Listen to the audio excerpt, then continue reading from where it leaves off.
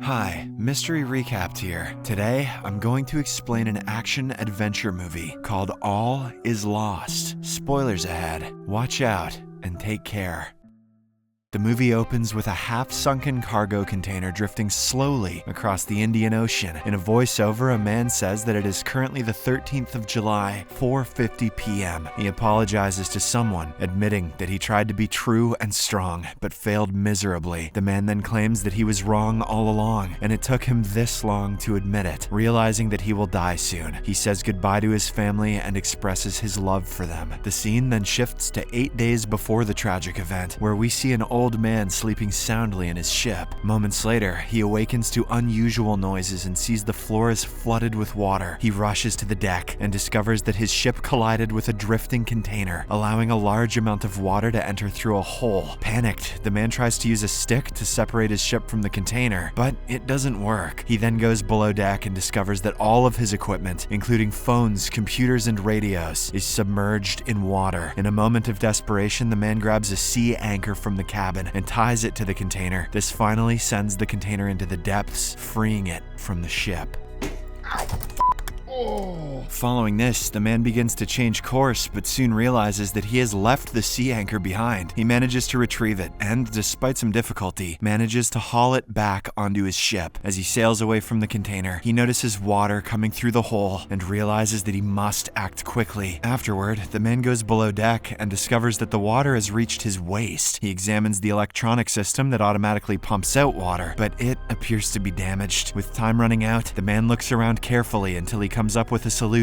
He opens a wooden toolbox containing fiberglass patch materials and starts repairing the hole. Since he has lost the lever, he uses a knife to carve a piece of wood that fits into the manual hand bilge pump hole. He then utilizes this makeshift instrument to pump water from beneath the deck. I'd have died about 3 times by this point. Soon, night begins to fall, so the man stops his work and proceeds to eat canned food for dinner. With water everywhere, he makes a makeshift hammock and sleeps in it. The next morning, the man wakes up and is relieved to see the sunny weather. He keeps patching the hole at the side of the ship and pumping out more water. He also retrieves a wireless radio that's been damaged by water. He places it on the roof to dry, hoping that it will function. After completely pumping out the water, the man cleans the floor and checks the patched hole for any signs of weakness. He finds out that it is intact, making him very happy. He then eats canned food for dinner again before retiring to bed. "If it's not in a can, I don't want it," he says. On the 3rd day, the man gets anxious, thinking that he may be stuck here forever. He realizes that he needs to contact someone, but all modes of communication have been damaged. After some deliberation, he comes up with an idea and heads downstairs. The man removes a battery from an electronic board and opens it to connect to the radio. During this time, he also studies a map and tries to find areas where connectivity might be better. Unfortunately, his efforts are in vain, and the radio still doesn't work. Frustrated, the man goes downstairs and begins reading a book on celestial navigation. He tries to look for some ideas in it, but all he discovers is that he's a Leo and that he's supposedly going to have a bad month. And soon, he hears noises from the deck. He rushes to investigate and discovers that the radio has picked up a signal. The man hears 2 people conversing in Indonesian, making him happy. He shouts at them, claiming that he's stranded and in urgent need of help. However, the conversation stops and no one answers him. This leaves the poor man feeling extremely hopeless. He goes downstairs and begins drinking to calm himself down. Later, while cooking dinner, he feels raindrops on his hand and gets excited. He steps out to the deck and begins to enjoy the rainfall. He also remembers to reserve some fresh water to drink later. After the rain stops, he goes downstairs and eats pasta for dinner. Canned pasta, I hope. He then reads the book using a headlamp and soon falls asleep. When the man wakes up on the 4th day, he goes to the deck and climbs to the top of the mast. From there, he searches the horizon for other ships but finds none. Instead, he finds a disconnected antenna lead and proceeds to repair it. While at the top of the mast, he notices an approaching tropical storm, which could endanger both him and the ship. Feeling scared, the man quickly descends and begins preparing the ship for the storm. He fills numerous bottles and buckets with water to increase the ship's stability and keep it from capsizing. He also takes the chance to use the hand pump to remove any water that is accumulated inside the ship. After a moment of drowsiness, the man goes outside to check and notices that the storm has begun. He quickly returns returns below deck to put on his rain suit. As time passes, the storm intensifies, causing large waves to rise and crash against the ship. Despite the challenges, the man doesn't let his courage waver. He tries to steer the ship steadily and crawls to the front to raise the storm jib. At this moment, a massive wave hits him and throws him into the water. He is fortunately attached to the lifeline of the sail ship, which allows him to climb back on board. However, the storm jib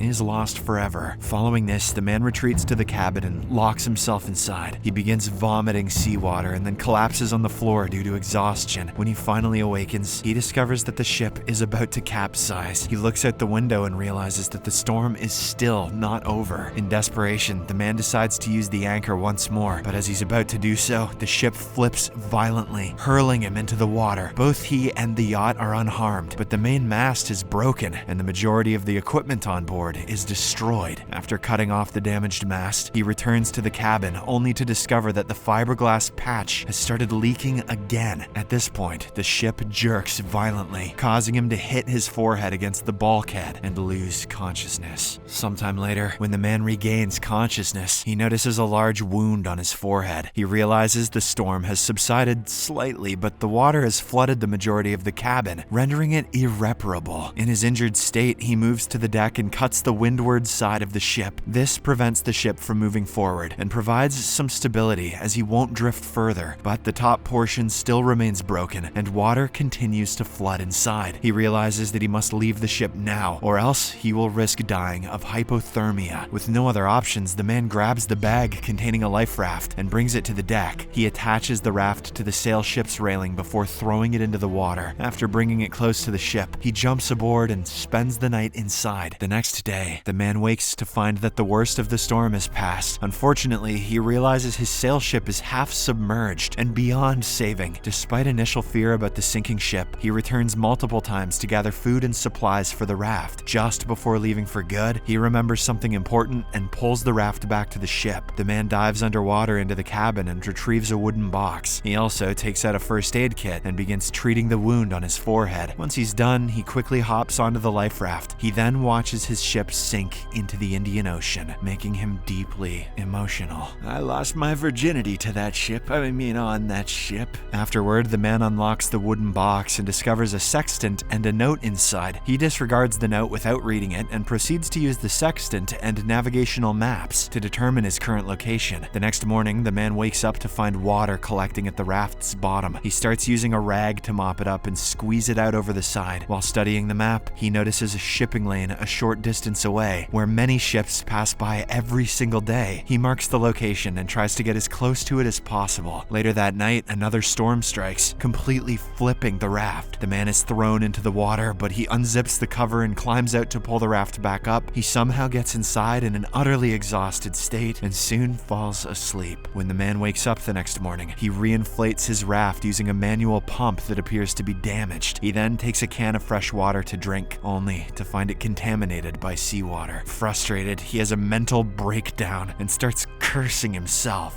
"Oh, you flippin' ho, Jiminy son of a gun, you!" The following day, we see him drifting alone in the middle of the ocean, eating canned food and using a sextant to navigate. To drink, he removes one side of an empty jerry can to form a bowl. The man pours salt water into it, and when it evaporates in the sun, it condenses on a bag, providing him with fresh water. I'd have died 300 times by this point. He soon maps out that he's in the shipping lane and begins to look intently at the horizon. A while later, the man finally spots a cargo ship and becomes overjoyed. He lights a flare, waves his arms, and yells for help, but no one pays attention, and the ship vanishes. The next morning, we notice that the man's condition has deteriorated. He is severely dehydrated and worn out from the scorching sun. His skin has turned red, and he has no food left to eat. At one point, he catches a fish and attempts to pull it towards himself, but suddenly, a shark appears and snatches it away from him.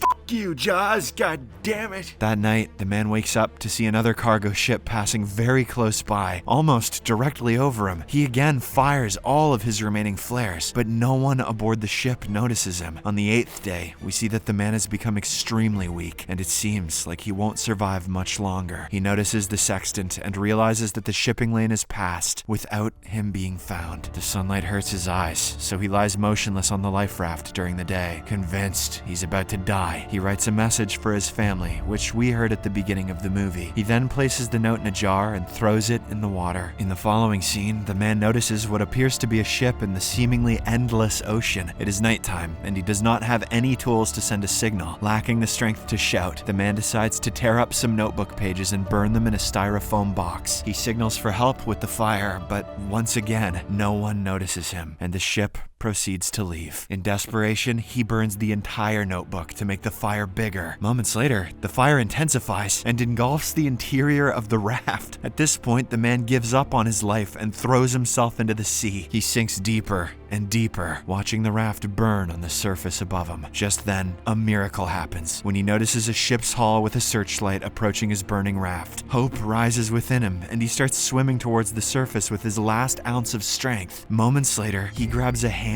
that is reaching out to help. After 8 days of hardship, our protagonist is finally saved, bringing the movie to an end. You guys got any canned food or what?